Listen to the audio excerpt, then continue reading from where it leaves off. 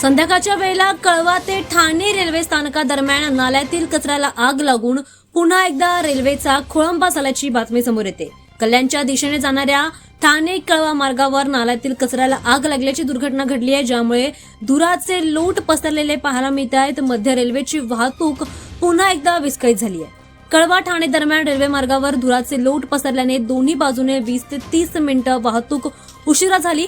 माहितीनुसार कळवाच्या प्लॅटफॉर्म क्रमांक 2च्या जवळच परिसरातील कचऱ्याने अचानक पेट घेतला आणि आगीने रौद्ररूप धारण केलं. या दरम्यान सुरक्षा रक्षकांनी लगेचच धाव घेत या आगीवर नियंत्रण आणण्याचं काम केलेलं आहे.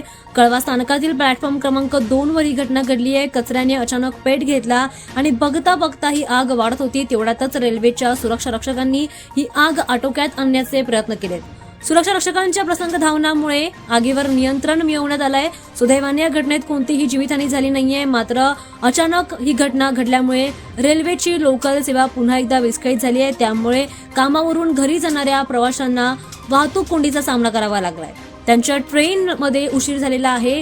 मात्र ही घटना कशी घडली, नेमकी आग कुणी लावली की ती अचानक लागली, याचा शोध आता सध्या सुरू आहे. घटनास्थळी अग्निशमन दलाचे जवान पोहोचले. त्यांनी लगेचच या आगीवर नियंत्रण आणण्याचं काम देखील केलं. मात्र आता पोलिसांकडून या घटनेचा पूर्णपणे तपास केला जातोय. खबरदारी म्हणून रेल्वे वाहतूक काही काळ बंद करण्यात आली होती. या सगळ्या आगीच्या प्रकारामुळे पुन्हा एकदा मध्य रेल्वे 20 ते 25 मिनिटांनी उशिरा धावते. त्यामुळे आता मागून जाणाऱ्या प्रवाशांना देखील उशीर होण्याची शक्यता व्यक्त केली जाते.